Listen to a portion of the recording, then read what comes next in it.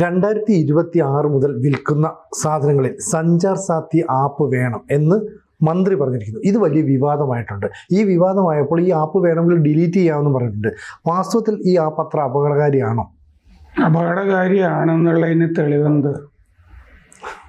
ഇപ്പോൾ മുമ്പൊരു പെഗാസസ് എന്ന് പറഞ്ഞിട്ടൊരു സംഭവം ഉണ്ടായിരുന്നല്ലോ. അതെ, പെഗാസസ് ഒരു സ്പൈവെയർ ആണ്. അതിന്റെ കാര്യത്തിലേക്ക് ഞാൻ പിന്നെ വരാം. പക്ഷെ സഞ്ചാർ സാത്തി നിങ്ങൾ നിരീക്ഷിക്കാനാണ് എന്നുള്ളതിന് എന്താണ് തെളിവ്? ഞാൻ ഇത് നോക്കിയിരിക്കുകയായിരുന്നു. എന്ത് നോക്കിയിരിക്കുകയായിരുന്നു? ഒരു പാർലമെന്റ് സമ്മേളനം തുടങ്ങിയല്ലോ. സാധാരണ പാർലമെന്റ് സമ്മേളനം തുടങ്ങുന്നതിൻ്റെ തലേന്നോ ഒരു 2 ദിവസം മുമ്പോ ഈ കോൺഗ്രസ് രാഹുൽ ഗാന്ധിയുടെ ആരുടെയെങ്കിലുമോ ഒരു കൊണ്ടുപിടിച്ച പത്രസമ്മേളനം ഇതുപോലൊരു വിവാദം വിഷയം കൊണ്ടുവരും. അത് ഈ സോറോസിന്റെ ആരെങ്കിലും ഒക്കെ സ്പോൺസർ ചെയ്യുന്നൊരു പരിപാടിയായിരിക്കും. അവർക്ക് ചില പത്രപ്രവർത്തക സംഘങ്ങളൊക്കെ ഉണ്ട്. അവർക്ക് പെഗാസസിലും അങ്ങനെ തന്നെയാണ് നടന്നത്. ഹിൻഡൻബർഗ് ആരോപണം അദാനിക്കെതിരെയുള്ളത് പാർലമെന്റ് സമ്മേളനത്തിന് 3-4 ദിവസം മുമ്പാ വന്ന അന്ന്. അതുപോലെ ഓരോ ഇഷ്യൂസും ഇങ്ങനെ കൊണ്ടുവരും പാർലമെന്റ് സമ്മേളനത്തിന് മുമ്പ്. ഇതിങ്ങനെ വന്നിട്ട് ഈ ഹിൻഡൻബർഗ് അടച്ചുപൂട്ടിയല്ലോ, അതൊരു മുറുക്കാൻ കടയാണ്, കാശ് കൊടുത്ത് സോറോസ് നടത്തിക്കൊണ്ടിരുന്നതാണെന്ന് തെളിഞ്ഞല്ലോ. പിന്നെ അത് പൂട്ടി. ആകെ 4-5 പേരുള്ള ഒരു കമ്പനി, ആ അദാനിക്കെതിരെ ആരോപണം കൊണ്ടുവരാൻ വേണ്ടി തട്ടിക്കൂട്ടിയ ഒരു കമ്പനി, അത് പൂട്ടിക്കഴിഞ്ഞത് കൊണ്ട് കഴിഞ്ഞ പാർലമെന്റ് സമ്മേളനത്തിന്റെ തലേന്നൊന്നും വിവാദ വിഷയങ്ങളൊന്നും ഇതുപോലെ കൊണ്ടുവന്നില്ല. ഇപ്പൊ വന്നു സഞ്ചാർ സാത്തി. ഇത് പെഗാസസ് മറ്റേ വിവാദം ഉണ്ടാക്കിയില്ലേ? അതെ, അതിന്റെ പിന്നിലും സോറോസിന്റെ സംഘമാണ്. അത് പറയുമ്പോൾ മനസ്സിലാവും. കാരണം എന്താന്ന് വെച്ചാൽ ഈ അന്നത്തെ പെഗാസസ് ഞാൻ പറഞ്ഞു സ്പൈവെയർ ആണ്. പക്ഷെ സഞ്ചാർ സാത്തി അങ്ങനെ അല്ലല്ലോ. ഇത് സർക്കാരിൻ്റെ വിശദീകരണം ഇതിൽ നോക്കാം. ഇത് രഹസ്യം പിടിക്കാൻ വേണ്ടിയിട്ടല്ല, മൊബൈൽ ഫോൺ അതുപോലെ മൊബൈൽ ഫോണിൻ്റെ ഉടമ സംരക്ഷിക്കാൻ വേണ്ടിയിട്ടാണ് എന്നാണ് സർക്കാരിൻ്റെ കാഴ്ചപ്പാട്. സംബിത് പാത്ര, സർക്കാർ വക്താവ്, MP, കഴിഞ്ഞ ദിവസം പത്രസമ്മേളനത്തിലും നടത്തിയിരുന്നു. ഈ സഞ്ചാർ സാത്തി ആപ്പിന് നിങ്ങളുടെ ഫോണിൽ വരുന്ന സന്ദേശങ്ങൾ വായിക്കാൻ പറ്റില്ല. നിങ്ങൾ അങ്ങോട്ട് ചെയ്യുന്നതോ ഇങ്ങോട്ട് വരുന്നതോ ആയ കോളുകൾ ഉണ്ടല്ലോ, മൊബൈൽ ഫോൺ, അത് ശ്രദ്ധിക്കാനും പറ്റില്ല. പേഴ്സണൽ ഡാറ്റ ഉണ്ടല്ലോ, ഇതൊന്നും റീഡ് ചെയ്യാനും ഈ ആപ്പിന് പറ്റില്ല. അതാണ് ഈ ആപ്പിനെ പറ്റി സർക്കാർ പറയുന്നത്. അപ്പോൾ ഈ സർക്കാർ പറഞ്ഞത് ഈ സ്മാർട്ട് ഫോൺ കമ്പനികൾ ഇത് പ്രീ ഇൻസ്റ്റാൾ ചെയ്യാൻ പറഞ്ഞു. വിൽക്കുന്നതിന് മുമ്പ് തന്നെ ഇത് ഇൻസ്റ്റാൾ ചെയ്ത് വെക്കുക.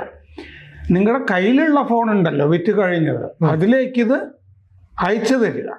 അങ്ങനെയാണ് സർക്കാർ പറഞ്ഞത്. കാരണം എല്ലാവർക്കും സെക്യൂരിറ്റി വേണ്ടേ?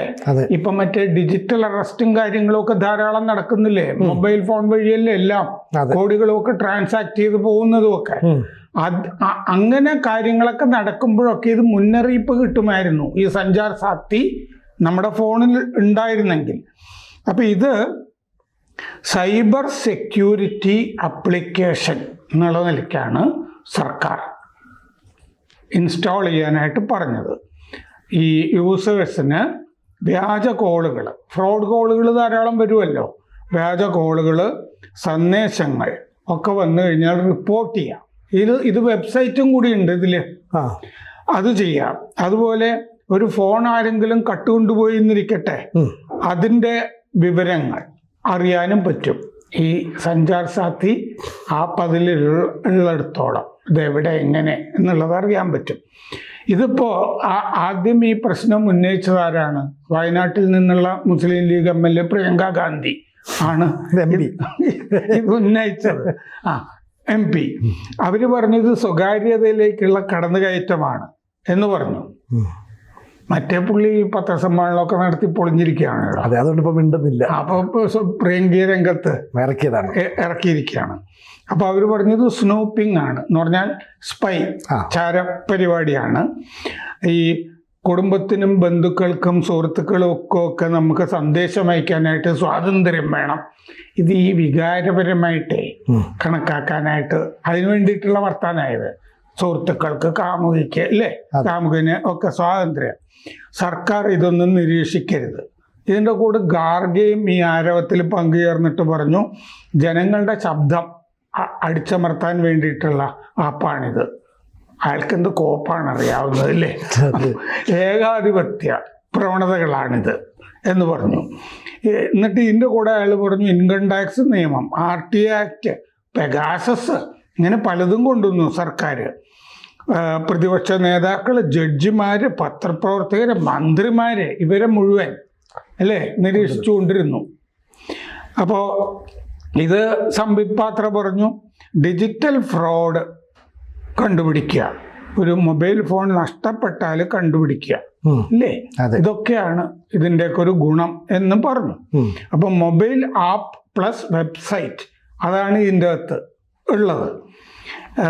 ഇത് പിന്നെ ഓപ്ഷണലാണ്, ഇത് ഇൻസ്റ്റാൾ ചെയ്യുക എന്നുള്ളത്. ഇതിൻ്റെ അകത്ത് ഉണ്ടാവും, പക്ഷെ ഇത് നമ്മളുടേതാക്കി മാറ്റണമല്ലോ.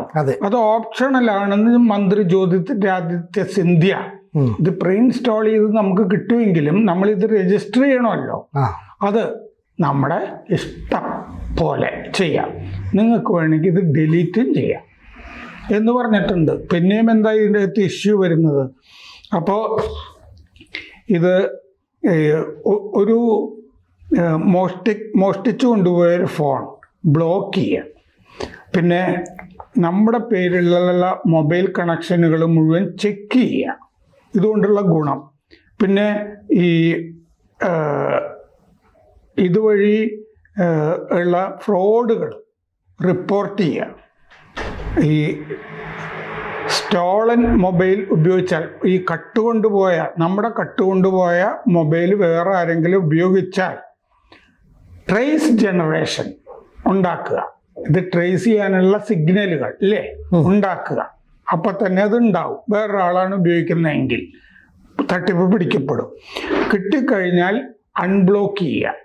ഇത് ഈ ആപ്പ് അല്ലെങ്കിൽ പോർട്ടൽ നമുക്ക് തിരിച്ചു കിട്ടുമ്പോൾ അൺബ്ലോക്ക് ചെയ്യുകയും ചെയ്യാം.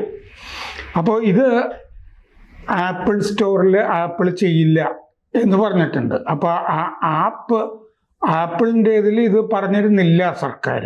ഇപ്പൊ ഗൂഗിളും പറഞ്ഞിട്ടുണ്ട്, ഗൂഗിൾ പ്ലേ സ്റ്റോറിൽ ഇത് ഇൻസ്റ്റാൾ ചെയ്യാനായിട്ട് പറ്റില്ല എന്ന് ഗൂഗിളും പറഞ്ഞിട്ടുണ്ട്.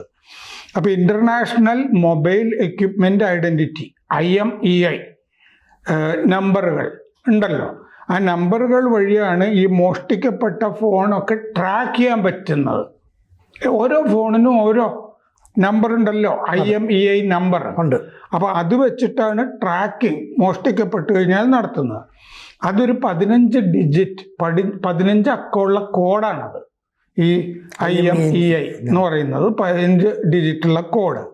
ഫോൺ കമ്പനികൾ, മൊബൈൽ നെറ്റ്വർക്കുകൾ, ഇവർക്കൊക്കെ ഇത് തിരിച്ചറിയാനും ഓതൻറ്റിക്കേറ്റ് ചെയ്യാനും ഡിവൈസുകൾ, അതിനുള്ള നമ്പറാണിത്. അപ്പോൾ ഇത് സഞ്ചാർ സാഥി ആപ്പ് ഡെലീറ്റ് ചെയ്യാം എന്ന് പറഞ്ഞിട്ടുണ്ട്, അത് മാൻഡേറ്ററി അല്ല എന്ന് പറഞ്ഞിട്ടുണ്ട്, നിർബന്ധം അല്ല എന്ന് പറഞ്ഞിട്ടുണ്ട്, ഇത് രജിസ്റ്റർ ചെയ്യണ്ട എന്ന് പറഞ്ഞിട്ടുണ്ട്. അപ്പൊ പ്രീ ഇൻസ്റ്റാൾ ചെയ്ത് നിങ്ങൾക്ക് കിട്ടിയാൽ തന്നെ നമ്മളിത് രജിസ്റ്റർ ചെയ്യുന്നില്ല എങ്കിൽ ഇത് ഡോർമെന്റ് ആയിട്ട് അവിടെ കിടന്നോളും, ഉറങ്ങി കിടന്നോളും അവിടെ. അപ്പോ ഇനി പെഗാസസ് ഒരു ഇഷ്യൂ ഉണ്ടായിരുന്നല്ലോ, ഇതുപോലെ പ്രതിപക്ഷം ഉന്നയിച്ചത്. ഇസ്രയേൽ കമ്പനി ഉണ്ടാക്കിയ സോഫ്റ്റ്വെയർ ആണത്. Israel company NSO group, Israel company Pegasus software ഉണ്ടാക്കി പല രാജ്യങ്ങൾക്കും വിൽക്കുന്നുണ്ട്. അതെന്തിനാണെന്നറിയോ? തീവ്രവാദം, ടെററിസം അത് വളർത്താനല്ല, അത് പിടിക്കാൻ. ഓരോ രാജ്യങ്ങൾക്കും ടെററിസം കണ്ടെത്തിയത് ഉന്മൂലനം ചെയ്യാനുള്ള സ്പൈവെയർ ആയിട്ടാണ് പെഗാസസ് ഉണ്ടാക്കിയിട്ടുള്ളത്. 0 ക്ലിക്ക് അറ്റാക്ക്. അതെ. അപ്പോൾ ടെററിസം, ക്രൈം, അതിനെയൊക്കെ നേരിടാൻ വേണ്ടിയിട്ടാണ് രാജ്യങ്ങളത് ഇസ്രയേലിൽ നിന്ന് വാങ്ങിച്ചത്. 2019 ഫേസ്ബുക്ക് ഒരു കേസ് കൊടുത്തു ഈ NSO ഇതുണ്ടാക്കുന്ന കമ്പനിക്കെതിരെ. ഫേസ്ബുക്ക് വാട്സാപ്പുകാരെ ഈ പെഗാസസ് വെയർ നിരീക്ഷിക്കുന്നു എന്നാണ് ഫേസ്ബുക്ക് ആരോപിച്ചത് അന്നത്തെ കേസിൽ. 2021 ജൂലൈയിൽ ഈ കോലാഹലം പൊട്ടിപ്പുറപ്പെട്ടു. അതായത് ഈ ഒരു ഇന്റർനാഷണൽ കൺസോർഷ്യം, പത്രപ്രവർത്തകരുടെയൊക്കെ ഇന്റർനാഷണൽ മീഡിയ കമ്പനികളുടെയൊക്കെ ഒരു കൺസോർഷ്യവും ആംനസ്റ്റി ഇന്റർനാഷണൽ എന്ന് പറഞ്ഞൊരു സംഘടന ഉണ്ടല്ലോ, അതും കൂടി ഒരു ആരോപണം ഉന്നയിച്ചു. ലോകത്ത് 50,000 ഫോണുകളിൽ ഈ സ്പൈവെയർ ഇൻസ്റ്റാൾ ചെയ്തിട്ടുണ്ട്, പെഗാസസ്. അത് പത്രപ്രവർത്തകര്, ജഡ്ജിമാര്, ആക്ടിവിസ്റ്റുകൾ അല്ലേ, അതെ, രാഷ്ട്രീയ നേതാക്കൾ ഇവരെയൊക്കെയാണ് നിരീക്ഷിക്കുന്നത്. ഇതിൽ 40 ഇന്ത്യൻ പത്രപ്രവർത്തകര്, ജഡ്ജിമാര്, ആക്ടിവിസ്റ്റുകൾ, രാഷ്ട്രീയ നേതാക്കൾ 40 പേര് ഉണ്ട് എന്നും ആരോപിച്ചു.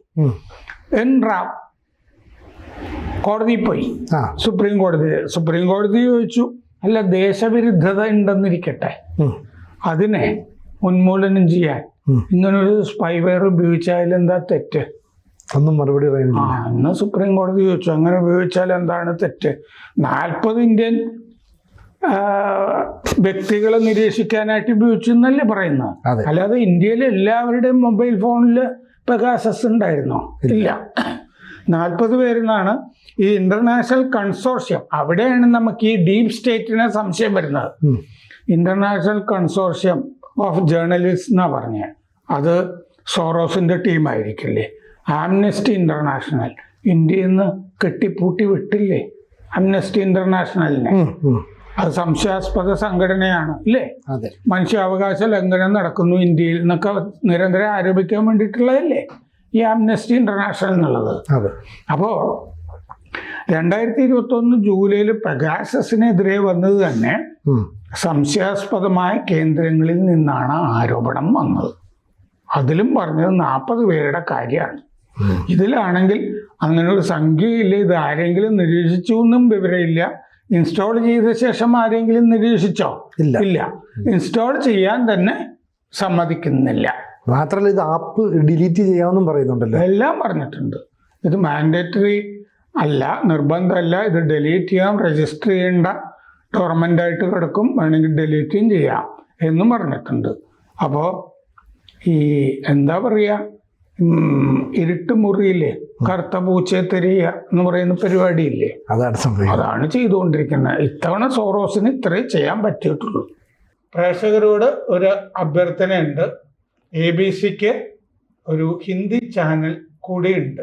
അത് കേരളത്തിന് മാത്രമല്ല, ABC ഭാരതത്തിന് തന്നെ ഒരു ജാലകമാകണം എന്ന ആഗ്രഹത്തിൽ നമ്മൾ കുറച്ചു കാലമായി ഈ ഹിന്ദി ചാനൽ തുടങ്ങിയിട്ട് നന്നായിട്ട് പോകുന്നു. അതും സബ്സ്ക്രൈബ് ചെയ്യുക. കൂടുതൽ വാർത്തകളും വിശേഷങ്ങളും നിങ്ങളിലേക്ക് എത്താൻ ABC മലയാളം സബ്സ്ക്രൈബ് ചെയ്യുക, ബെൽ ബട്ടണും അമർത്തുക.